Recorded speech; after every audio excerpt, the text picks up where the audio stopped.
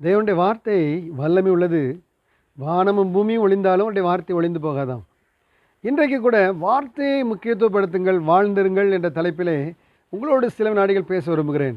உபாகமம் 11 நீங்கள் வாசித்து பார்த்தீங்கன்னா, எப்போ வார்த்தையை அடையாளக்குறியா கண்களுக்கு முன்பாக தெரியும்படியாக நீ வைத்திருந்தாயானால், கைகளிலே கட்டி வைத்திருந்தாயானால், அது மாத்திரமல்ல அதை இருதயத்திலும் ஆத்மாவிலும் ஆழ பதித்திருந்தாயானால், அதாவது மெமரைஸ்ட் பண்ணி ஞாபகப்படுத்தி வைத்திருந்தாயானால், உன் பிள்ளைகளுக்கு நீ எழுந்திருக்கும் போது, படக்கும்போது, நடக்கும்போது அதையே நீ போதித்து கொண்டிருப்பாயானால், ஆண்டவர் சொல்கிறார், எப்படி இந்த வானம் அழியாமல் இருக்குமோ அதே போல உன் சந்ததி இருக்கும் என்று சொல்கிறார். ஹல்லேலூயா.